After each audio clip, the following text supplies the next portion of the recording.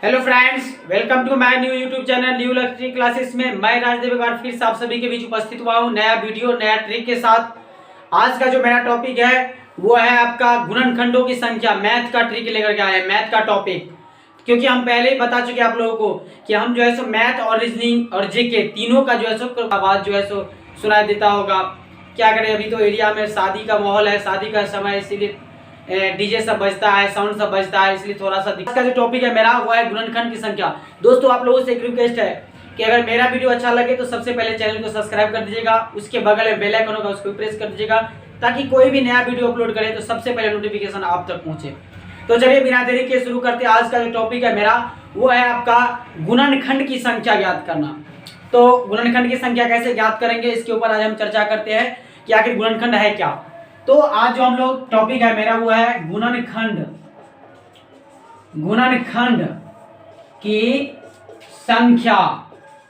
ये गुणनखंड की संख्या क्या होता है, बचपन में जो आप लोग सीखे होंगे कि गुणा करते करते इसका ये इसका ऐसे करके जो भी जैसे सीखे होंगे आप, लेकिन आज जो सीखिएगा वो बहुत ही शॉर्ट ट्रिक्स के साथ और बहुत ही अच्छी तरीके से समझ में आएगा आपको।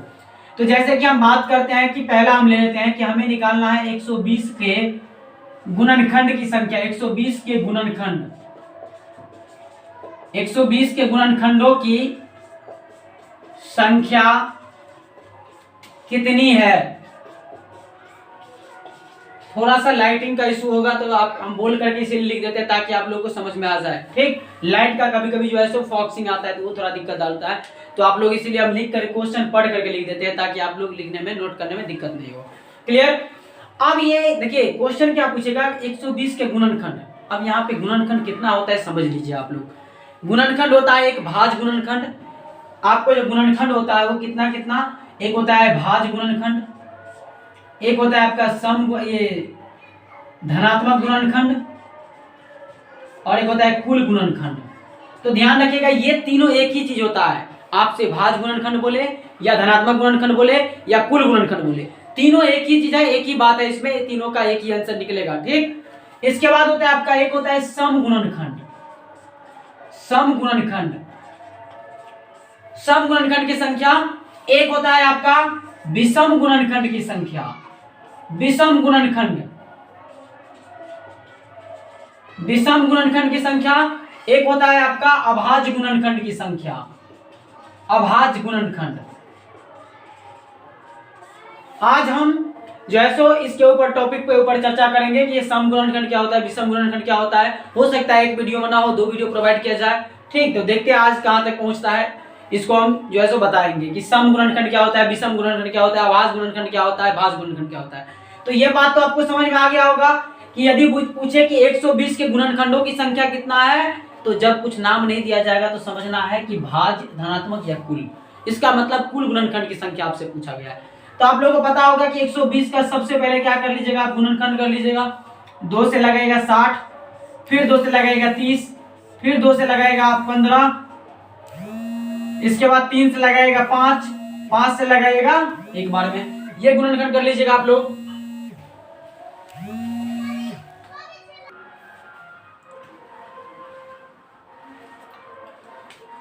तो देखिए दोस्तों, ऐसे कीजिएगा आप। इसको हम क्या कीजिए करेंगे, इसको लिख सकते हैं 2 के पावर 3 गुने 3 के पावर कुछ नहीं है तो 1 गुने 5 के पावर 1 लिख सकते हैं ना।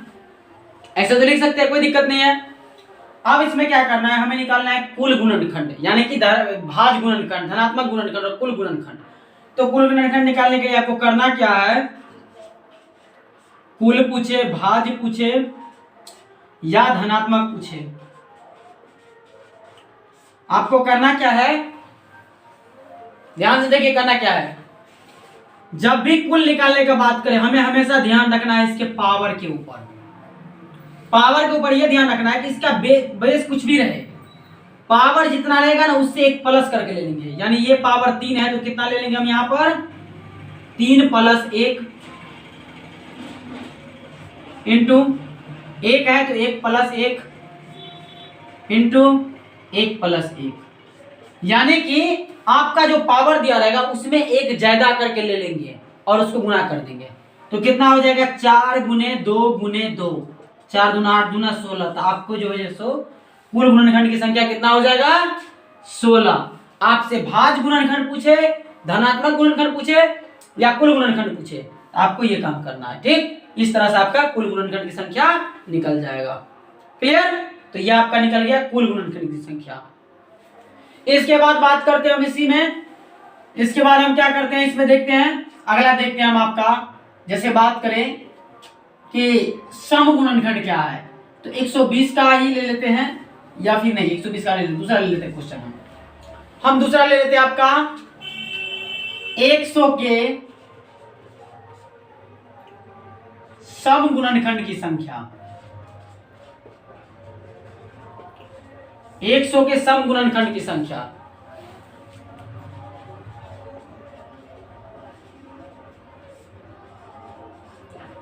कितनी होगी?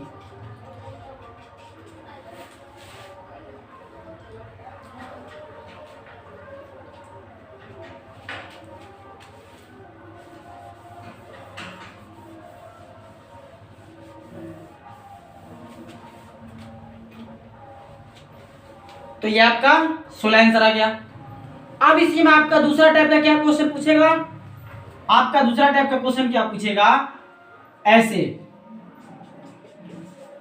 25 के पावर 12 गुने 15 के पावर 20 में धनात्मक गुणनखंड की संख्या कितनी है? धनात्मक गुणनखंड की संख्या कितनी है? 25 के पावर गुने 15 के पावर 20 में धनात्मक गुणनखंड की संख्या कितनी है? अब हमें दिया था एक क्वेश्चन इस टाइप से पूछेगा जो ये दिया रहेगा, और एक क्वेश्चन इस टाइप से पूछेगा। अब इसको देखिए कैसे करना है, हम इसको लिख सकते हैं 5 गुने 5 के पावर 12 लिख सकते हैं, बिल्कुल लिख सकते हैं, गुने 3 गुने 5 के पावर 20 ये भी बिल्कुल लिख सकते हैं। क्लियर? तो यहां से करना क्या आपको, इसको लिख सकते हैं 5 का स्क्वायर के पावर 12 और गुने, इसको पावर कुछ नहीं है तो हम एक तो बोल सकते हैं जी, बिल्कुल बोल सकते हैं। तो इसको लिख सकते हैं 3 के पावर 1 है और 20 है तो पता है, इसको लिख सकते हैं। और एक बात हमेशा याद रखिएगा, पावर से पावर हमेशा मल्टीप्लाई हो जाता है, गुना हो जाता है। तो 20 है और 1 है यहाँ पर पावर, 20 1 20, तो 3 के पावर 20 गुने लिख सकते हैं 5 के पावर 20 लिख सकते हैं। अब इसको क्या कर सकते हैं, 5 के पावर लिखना है 24 गुने 3 के पावर 20 और गुने 5 के पावर 20 ये लिख लेना है इसको ऐसे। और पता ही है जब बेस सेम रहता है तो क्या होता है, पावर जुड़ जाता है। तो इसको फाइनली और क्या लिख सकते हैं हम, 24 है 5 के पावर और 5 के पावर 20 है, तो 5 के पावर फाइनली कितना हो जाएगा 44 और गुने 3 के पावर 20, तो ओवरऑल कितना हो जाएगा। अभी हम क्या बताए हैं कि जब भी कुल गुणनखंड निकालना हो तो जो पावर रहेगा उस पावर में एक ज्यादा जोड़ लेना है। तो ये 44 है तो कितना हो जाएगा 45 और गुने ये 20 है तो कितना हो जाएगा 21। अब इसका गुना कर लीजिए। ठीक, 21 पंच 105 का 0 हासिल 10 और 21 चौका 84 और 10 94 940, सॉरी 21 पंच 105 था, हासिल 10 21 चौका 84 10 94। आपका आंसर कितना हो जाएगा 945। समझ में आया? तो आप वो पुराना रूल छोड़ दीजिए कि हम लिख लेते थे और सोचते रहते थे कि 24 भी होगा, 120 का गुणनखंड 10 होगा 12 होगा, ये सोचने वाला आप कोई झंझट नहीं है, आप डायरेक्ट ऐसे निकाल सकते हैं। दोस्तों ये हम स्लो मोशन में जरूर बताए हैं क्योंकि आपको समझना है इसमें, नहीं तो हमें क्या, हम तो डायरेक्ट बता देते आपको आंसर सब आ जाता डायरेक्ट, लेकिन आपको एक एक पॉइंट डिफाइन करके बताए ताकि आपको समझ में आ जाए। और आप बुक से क्वेश्चन ढूंढिएगा, खोजिएगा, नेट से खोजिएगा, जहां भी मिलेगा आप क्या कीजिएगा, इस क्वेश्चन को सोल्व कर लीजिएगा, आराम से बन जाएगा आंसर। क्लियर? तो चलिए अगला हम देखते हैं, ये तो सम गुणनखंड हो, सॉरी कुल गुणनखंड की संख्या निकाल लिए। अब हम अगला देखते हैं सम गुणनखंड। सम गुणनखंड आज देखते हैं कि सम गुणनखंड क्या है, कैसे निकालेंगे सम गुणनखंड में। ठीक,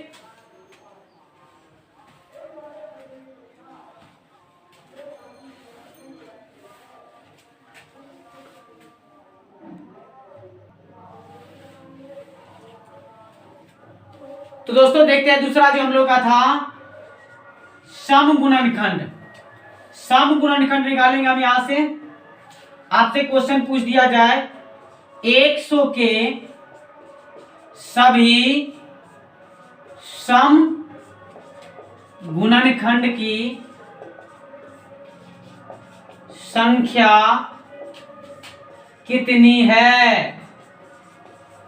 थोड़ा सा हो सकता है लाइट का जैसे प्रॉब्लम हो तो आप लोग जो है हम इसलिए बोल के लिखा देते हैं। 100 के सभी सम गुणनखंड की संख्या कितनी है। सम गुणनखंड निकालना अभी कुल निकालना सीखे, अब हम सम निकालना सीखेंगे। तो क्या करेंगे, वही 100 का क्या करना है आपको, ऐसे गुणनखंड कर लेना है 2 से 50 बार में, 2 से काटेंगे 25 बार में, इसके बाद 5 से काटेंगे 5 बार। इसको लिख सकते हैं हम यहाँ पे 2 के पावर 2 गुने 5 के पावर 2 लिख सकते हैं। तो करना क्या है, सम गुणनखंड में ध्यान रखना है। हम निकाल रहे हैं सम गुणनखंड। जब भी निकालिएगा आप सम गुणनखंड तो करना क्या है, ध्यान से रखना है, समझना है। यहां से सम वाले का जो पावर रहेगा, ध्यान से सुनिएगा, सम वाले का जो पावर रहेगा उतना ही रहेगा, उसमें न जोड़ेंगे न घटाएंगे। समझ में आया बात। सम का जो पावर रहेगा उतना ही लेना है। सम निकाल रहे हैं तो सम संख्या तो इसमें ये है, और सम का जो पावर रहेगा उतना ही लेना है। यानी 2 है तो 2 का 2 लेना है, और बाकी जो पिछले वाला रूल है वही चलेगा।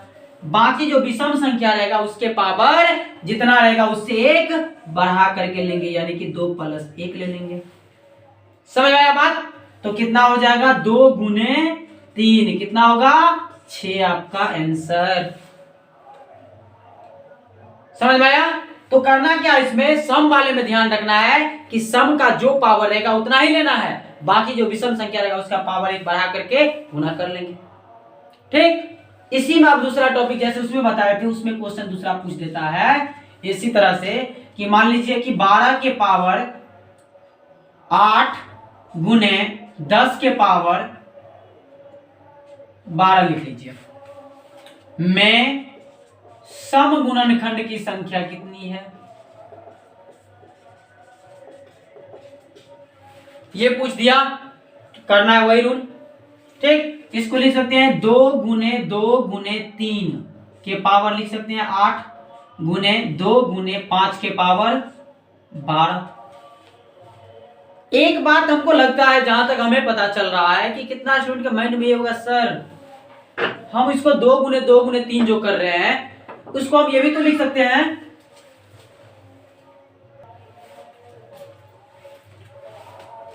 क्लियर।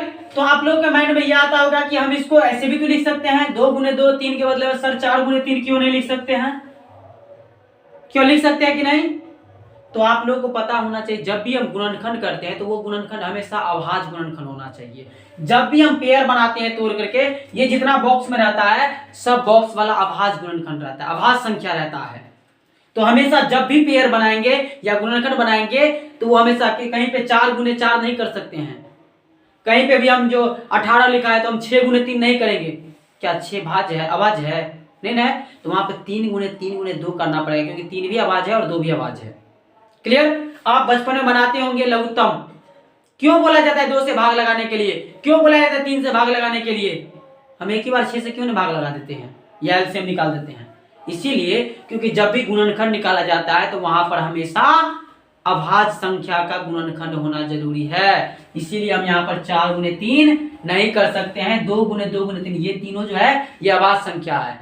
क्लियर।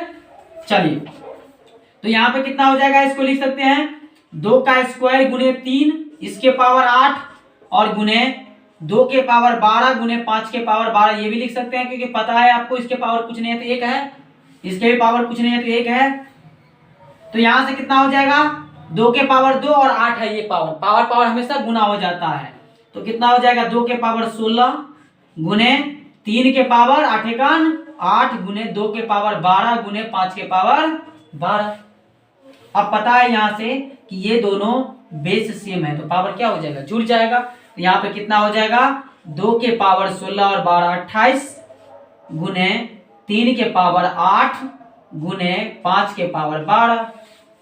क्लियर। तो अब एक बात बताया था आपको, हमें निकालना है सम गुणनखंड। और देखिए हम बता चुके हैं सम गुणनखंड में क्या करना है, सम संख्या का जो पावर रहेगा उतना ही लेना है, बाकी विषम में एक ज्यादा करके गुना करना है। तो सम संख्या का जो पावर है 28, तो यहाँ पे क्या करना है 28 ही लेना है।